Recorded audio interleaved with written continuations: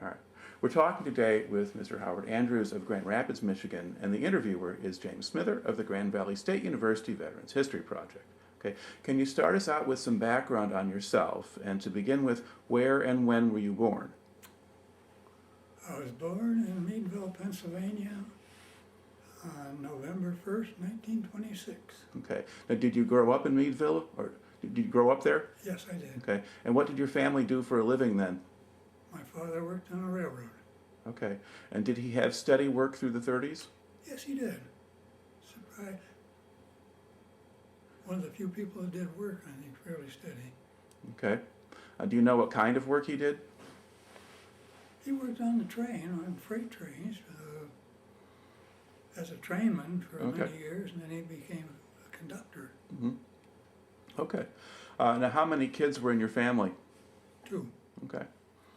All right. And did your mother have it work outside the home, or? No, she didn't. Okay. And let's see, did you finish high school? Yes.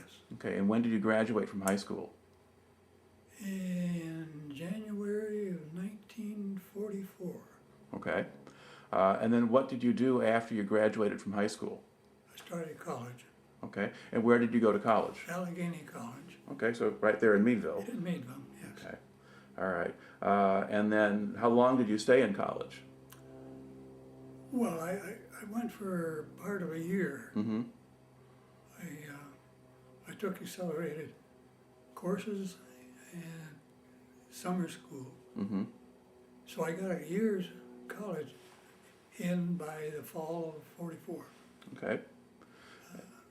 August, I'd say. All right. And now, let's see, to back up a little bit. Before Pearl Harbor happened, and you were still pretty young when Pearl Harbor happened, but had you been paying any attention to the news in the world? Yes. Okay. So you were following the war in Europe and that kind of thing? Very closely. All right. Now, was that just your own personal interest, or did you have teachers who were interested? That was my interest. Okay. And how did you get your information? Newspaper, primarily. All right. Okay. And then how did you learn about Pearl Harbor?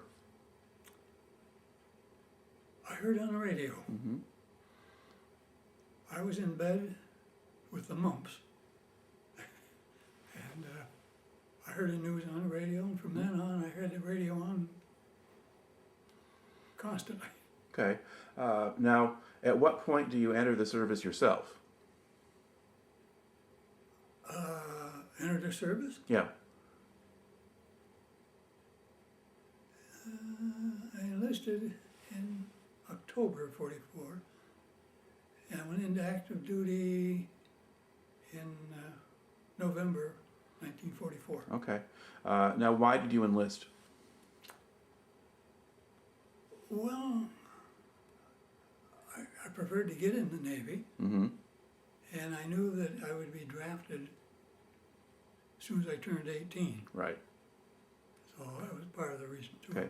Now, why did you prefer the Navy? I guess just the work, the type of work. Carrying a rifle, I felt better working on a ship. Okay. All right. So then, once you enlist and are sworn in, where do you report for training? Sampson, New York. Okay. It was a Navy training center. Now, what part of New York is that in? It's in the Finger Lake area. It was on Lake Seneca. Okay. All right. And what did the training there consist of? Well, it was winter when I went through a lot of the basic training there. Mm-hmm. And if you know anything about that part of the country, you get a lot of snow Mm-hmm. in the winter. So most of our training was really by training film. Okay. We got some actual outside work, but it was primarily inside. Okay. Now, what were they teaching you there? How to identify Japanese planes, Mm-hmm. how to fight a fire on a ship.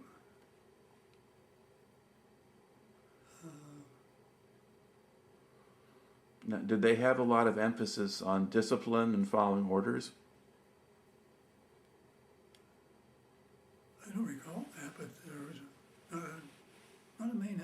Okay. emphasis, no. Did they teach you much about the Navy and Navy terminology and that kind of thing? Yes, there was some there too. Okay. And do you remember much what kind of people were teaching you? Were they just other Navy personnel a little bit older than you? Yes. Okay. They were, people had gone through the training and ended up teaching. Okay. They were not high-ranking people. They were, well, of course, a lot of it was video too. Mm-hmm. Most of it. So you were just watching movies? Yeah, Okay. All right. How long did you spend there? 16 weeks. Okay. So by the time you're leaving, it must be spring. Or maybe. Yeah. Well, I guess you got there at the very late in the year, and so Yeah. you're into March, maybe Yeah. not. But anyway, okay. After you complete the training, then what happens to you? Well, I went to service school right after the basic training, Okay. or boot training, All right. and I stayed right at Sampson. Okay. I went through electrician school. Okay. Now, what did that consist of? Basic electricity, training on tearing a motor apart, for example, repairing it. It was just a general electrician course. Okay. All right. And then how long did that last? That was 16 weeks also. Okay. Now, when you're doing this training, do you get any time off? Can you go off the base? And Boot camp, you got 1 day mm-hmm. in a little town called Geneva. Mm-hmm. Once I got into the service school, I had it every weekend. In fact, I went home quite a few weekends when I was in service school. Okay. I guess to Meadville, it wouldn't have been too far. Were there trains that ran that way, or buses, or? Well, I take bus part way and train part way. Okay. Hitchhiking a lot of times. Mm-hmm. All right. Now, so roughly when do you finish the service school? Is this now the summer, or? Now you're talking early summer. Yeah. Okay. Yeah.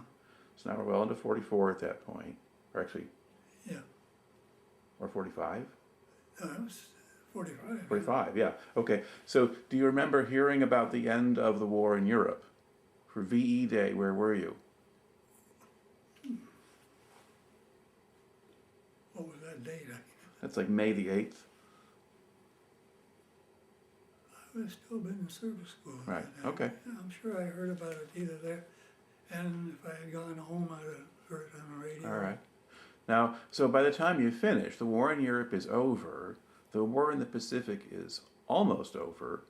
Were you thinking the war might end before you got into it, or did you think it was going to go on a lot longer? What they told us was that it was going to last a lot longer. Mm-hmm. And we thought it was going to last longer, at least for quite a while. Mm-hmm. Now, once I got over there, I could see it wasn't going to last very long. Yeah. Well, pretty quickly after you get there, the war does end. Okay. But you finish service school now, and it's going to be the summer of 45. Where do they send you next? Well, I went to California, Mm-hmm. Shoemaker, California, Okay. where I spent about 3 weeks waiting for transport overseas. Mm-hmm. Now, did you know what your assignment was going to be yet, or was No. you just going to be a replacement, or? No, Okay, so no idea. And where in California was Shoemaker?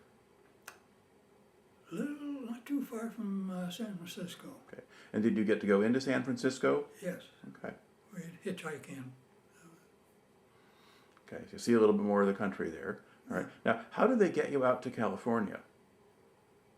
A train, Okay, and do you remember anything about that train ride? yeah.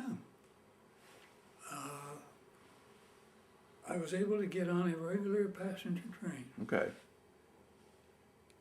My dad worked on a railroad, Mhm. I told you. He got me a berth on a Pullman. most of the guys that were going over, they went into a troop ship car. Yeah, troop train, yeah. Yeah. So I had a good trip over. Okay, so you had it much better than usual. All right. Yes. Okay. Because the troop trains would sometimes stop a lot and let other trains go by. Yeah. Now, did your passenger train go pretty much straight through, or you have to change trains when No, you? no, it went straight through. All right. And it went on its regular schedule. Okay. All right. Now, so you go to Shoemaker, you're there for a while, and now they're going to give you an assignment. So when you leave Shoemaker, what happens next? Well, they put us on this troop ship. Well, I call it a troop ship. Mm-hmm. To go over further overseas in the Pacific. Okay. It was full of sailors, Mm-hmm. like myself. Right. They were going to be assigned once they got over further. Okay. And where was your first stop? Into Eniwetok, as far as I recall. Okay. Now, on your way across, when you left San Francisco Bay, a lot of people talk about how everybody got seasick. Did the people on that ship get seasick or not? I did not. And Okay. I didn't see anybody that did get Okay. seasick. So maybe a little quieter than usual getting out of there. Okay. When you had to cross the equator to get to Eniwetok? No. Okay. Or was that still north of the equator? Yeah. All right. Now, and was Eniwetok just a brief stopover, or would you get off there? Or? No, we didn't get off. It was just a brief stop. Okay. And then where did you go from there? You go to the Philippines next, or? I think that's where we went, to the Philippines. It would have been Leyte Gulf. Okay. All right. And when you got there, did they have an assignment for you? No, not right away. Okay. Well, they didn't tell me they did. All right. Now, so do you get off the ship then at Leyte, or? No, we stayed on the ship. Okay. I don't remember how long now. We were there before they assigned us to a ship, and that was a case of one person at a time. So there were different ships coming in and out of the Gulf, Yeah. basically. And, Yeah, Okay. And then what ship did they assign you to? the Vulcan, Okay. And what was the Vulcan? the repair ship. Okay. And what kinds of repairs would the Vulcan do? Well, they had a shop for repairing many things. They could repair as large a piece of sheet metal in the hull, Mm-hmm. or they could repair timepieces. They could pretty well cover the waterfront on a repair. Okay. Now, would that work? Would people from the ship go onto other ships to do the repairs? Yes, they would sometimes. Okay. And did you do any of that? No, Okay. I was not in a repair section. Okay. The ship was divided into two. There was the repair group, and then there was ship's company. Okay. I was in ship's company, and our purpose was just to keep the ship going. Okay. So was there much actual work for you to do? Or did they? Standing watch. Okay. It was no work to do. Okay. You didn't have to fix anything. No, So you're trained as an electrician, but you don't really get to use that. no. Well, Okay. I'll tell you why. When I went aboard the Vulcan, they didn't need an electrician striker. Mm-hmm. So they put me in the engine room. And after about a month, they came down and they said, okay, you can go to the electricians now. Or you can stay here. And I preferred to stay in the engine room because it was good duty. Hot and noisy, but nobody bothered you. Okay. For one thing, they don't want to go down there. Another is you control everything. Hot water. So it was a good duty, and I selected to stay in the engine room. Okay. Now, did the ship just stay in port pretty much the whole time? Did you stay in the harbor at Leyte, or did you go other places? No, it stayed right there until we left for Okinawa. Okay. Now, while you were in Leyte Gulf, did you ever get to go ashore? No. Oh, wait, I take that back. One day they did take us over to, I don't know, I think it was some island or something. Mm-hmm.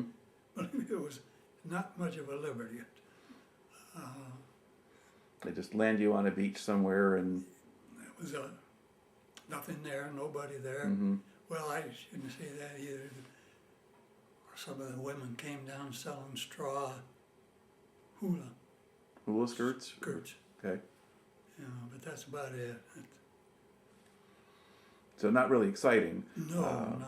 Okay. No. And now, were you there when the war ended? Were you at Leyte Gulf? Yes. Okay. And do you remember how you heard about that?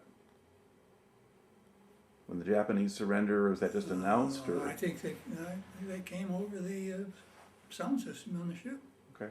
Now, before that, had you heard anything about the atomic bomb? About what? The atomic bomb. Because that was dropped a few days earlier. Yeah. Yeah, we would get daily news. Okay. Now, when they announced the dropping of the bomb, did that mean anything at the time, or were you not really sure? I don't think it meant.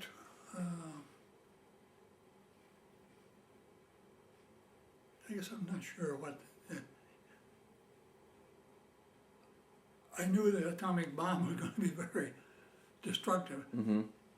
but I didn't know whether they would surrender as quick Right. as they did. Right. Because we today tend to associate the two pretty closely, but at the time, you heard about one before the other and wouldn't necessarily make that connection until afterward. Yeah. Yeah. But Okay. there was a lot of hollering and jumping around at that night Mm-hmm. that the surrender was Right. announced. Okay. And then, how long do you think you stayed in Leyte after the surrender? And do we have a timetable on Yeah, that? do I have that? So when does he go to Okinawa? He left Leyte on the 14th of September. Okay. That's- So you're there basically about a month after the Japanese surrender, and then you go on to Okinawa. And what did you do there?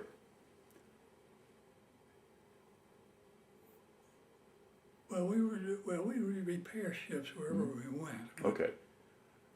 Now this would be mainly small ships, Mm-hmm. landing craft type. Something as large as a destroyer, maybe. Mm-hmm.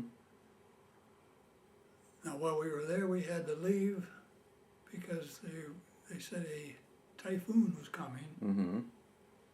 So we left and went over to the China Sea and sailed around. We were probably gone, I don't remember, maybe a week or two. Okay.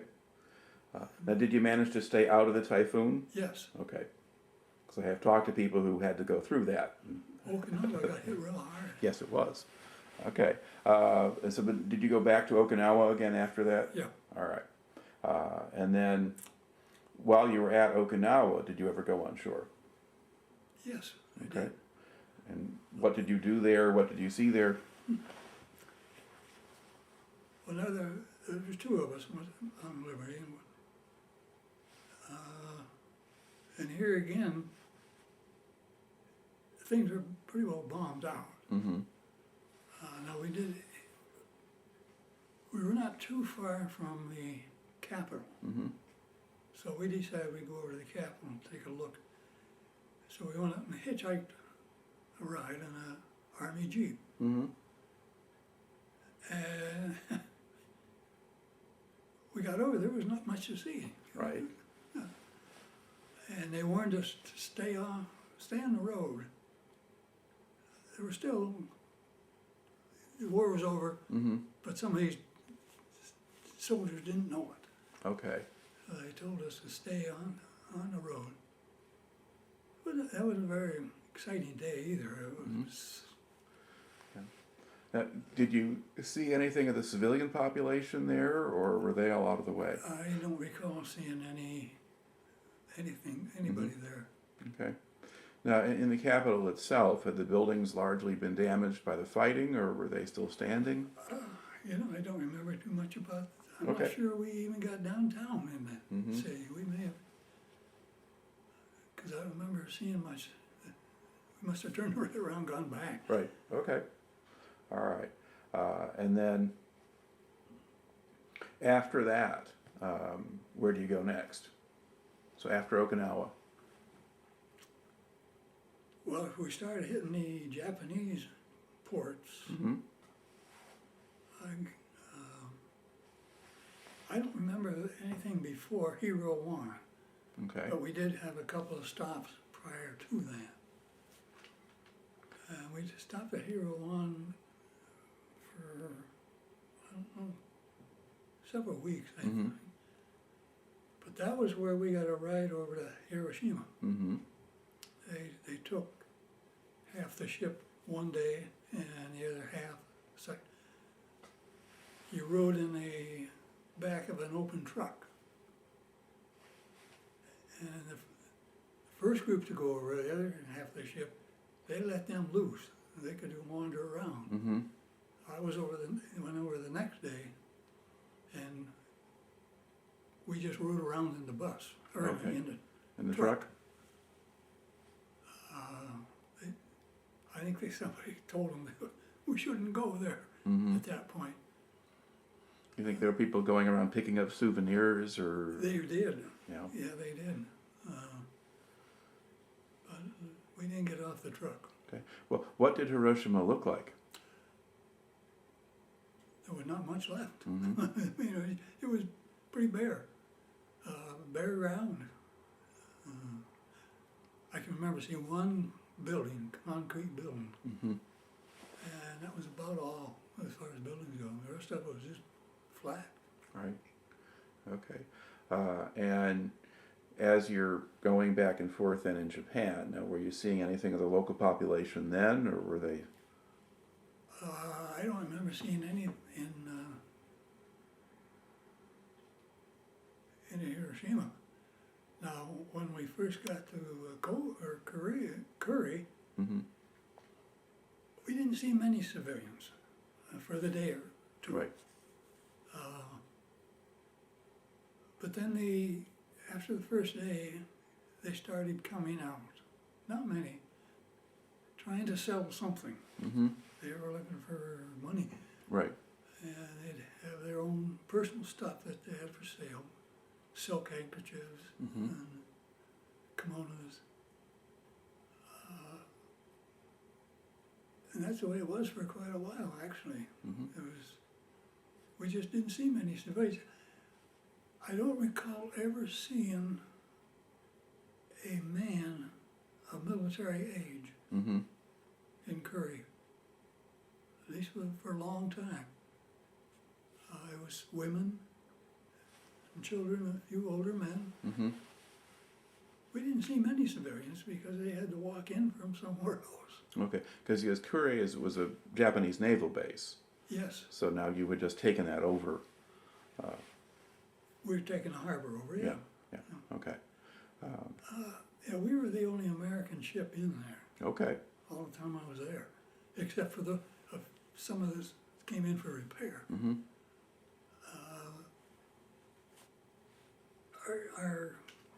Our captain, as I understand it, was the head of that area. Mm-hmm. And he was a full captain.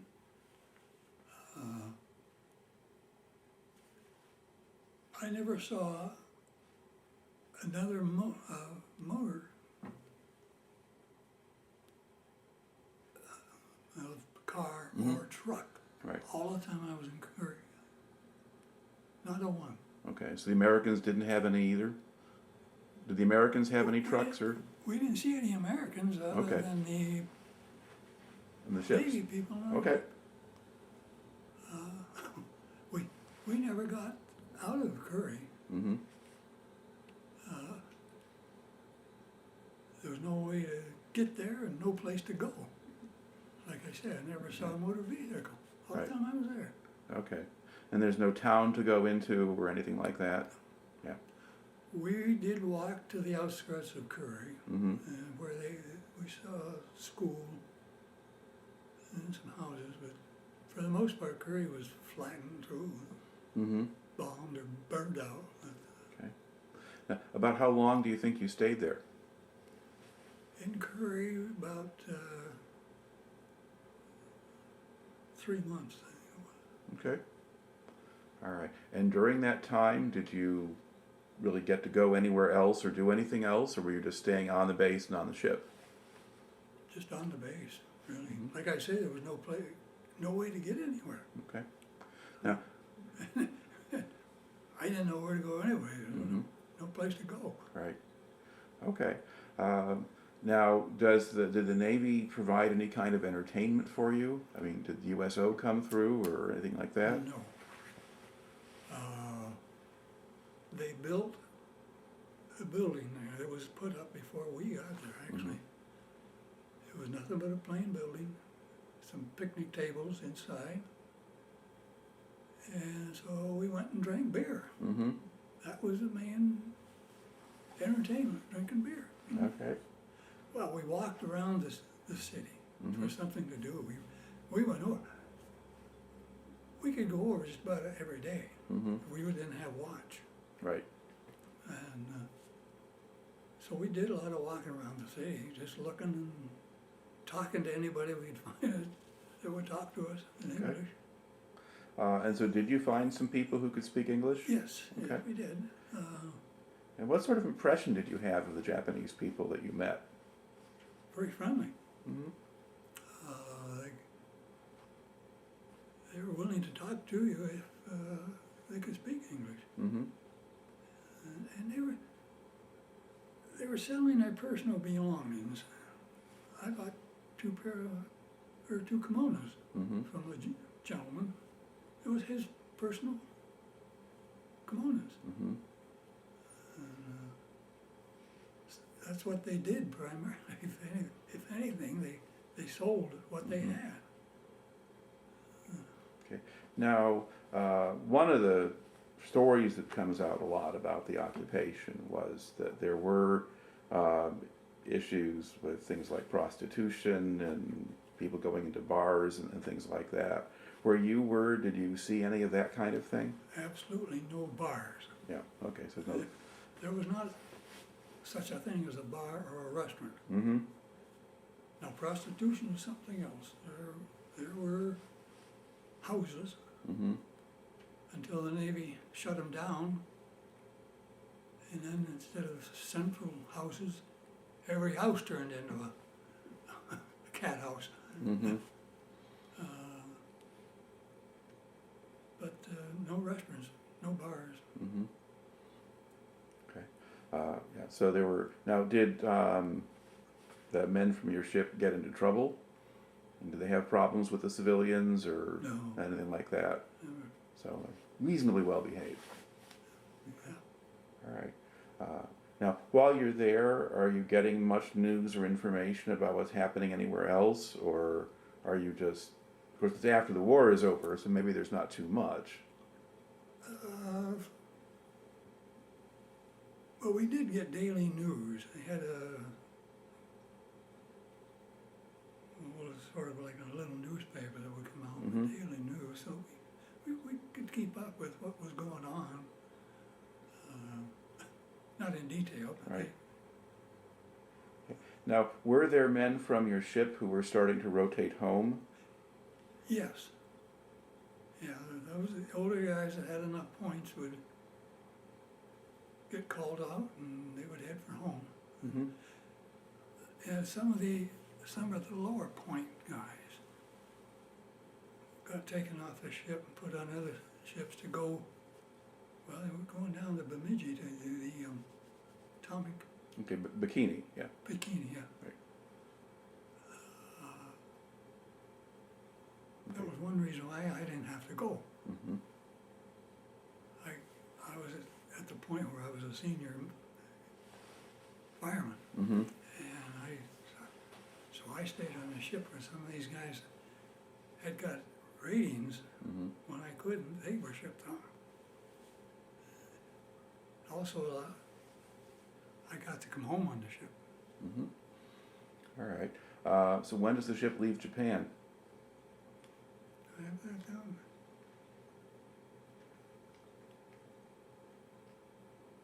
I left Kure on March 4th. March. Okay, so March 4th, 1946. Okay. Yeah. All right. Now, when you were sailing back home, did you stop any place along the way? Stopped in Pearl Harbor. Okay. And what did you see at Pearl Harbor? Well, they still were ships in the harbor that bombed out, Mhm. sunk. We were only there overnight, Mm-hmm. so we didn't have much. We got liberty, Mm-hmm. and all we did was took a cab, I guess, out to Waikiki. Nothing going on there. Yep. Pretty dull. Mm-hmm. That was our liberty. It was one night. Okay. And then from Hawaii, where do you go next? San Francisco or somewhere else? No, Panama. Okay. We came back through the canal.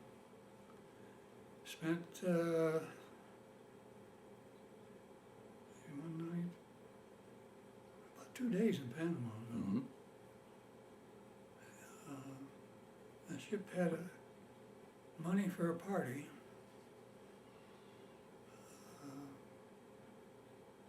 So I had a nice party, nice nightclub, open air nightclub. Mm-hmm. All the booze you could drink.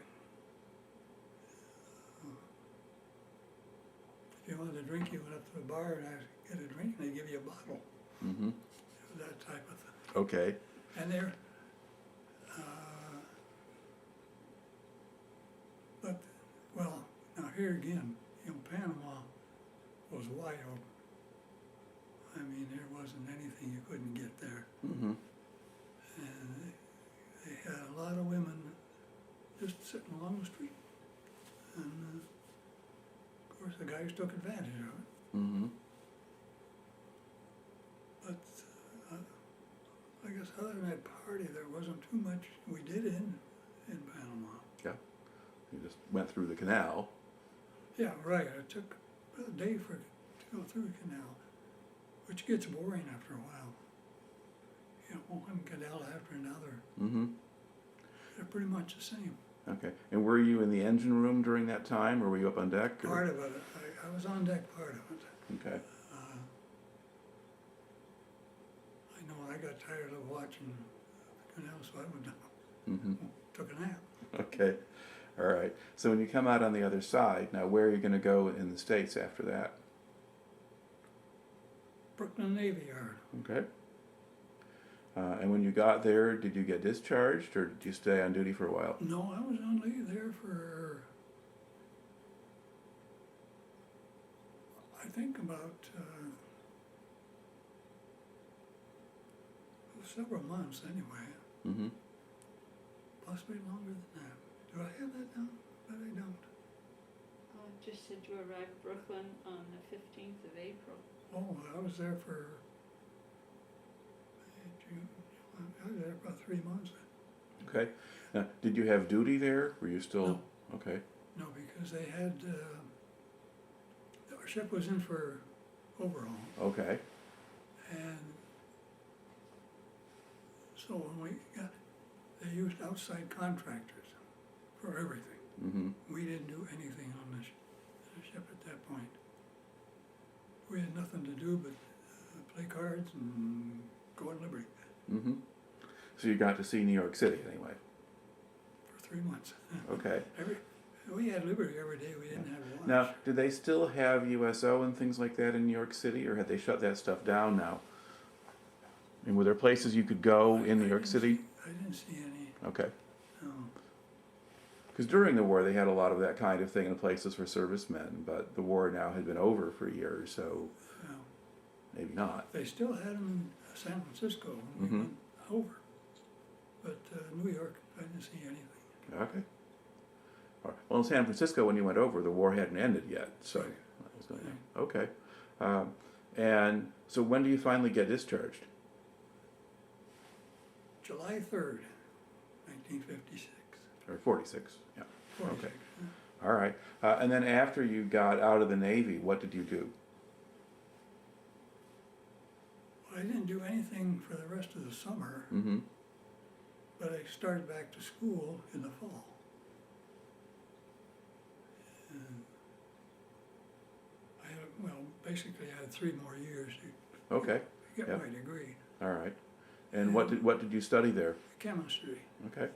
And when you got your degree, what did you do? Well, I got a job with Electric Autolite Okay. Battery Division in Niagara Falls, Mm-hmm. New York. And I worked with batteries for the rest of my working life. Okay. Because at that point it was Autolite. Well, part of Autolite was bought by Ford. Mm-hmm. So I became a Ford employee in 1961, I believe. Okay. I worked for Ford until I retired. Okay. Now, when you worked for Ford, did you come to Michigan, or did you stay in New York, or? No, I went from Niagara Falls, I went to Toledo, Mm-hmm. then I came to Michigan. Mm-hmm. I actually moved to Ann Arbor, but I worked in Dearborn from then on. Okay. All right. Now, when you think back to the time that you spent in the Navy, are there other memories or things that kind of stand out in your mind that you haven't brought into the story yet?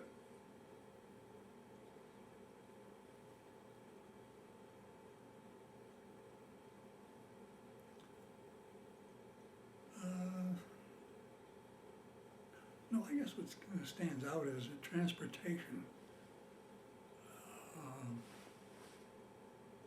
When I was in boot camp and service school, Mm-hmm. we used buses, trains, and thumb to get home or go anywhere in Liberty. Mm-hmm. And the trains up there, I don't even know what railroad it was, but it was old cars and everything, and it ran late. Hours you'd wait for that train. Okay. Now, did some of these still have steam engines and coal burning? Oh, or? yeah. Yeah, everything back then, I think, pretty much coal, Okay. or in a steam engine. Mm-hmm. Yeah, the diesels didn't come in for quite a while after that. Yeah. Well, I think that some of them existed, but maybe that fuel was being used for other purposes. It could be, yeah. Yeah. So, okay. Now, to look back at the time that you spent in the Navy, how do you think that affected you, or what did you learn from it? I think it was a good experience. I think that with the training and everything,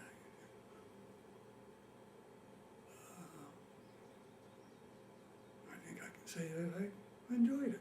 Pretty Okay. much, yeah. All right. Well then, thank you very much for taking the time to share the story today. You're welcome.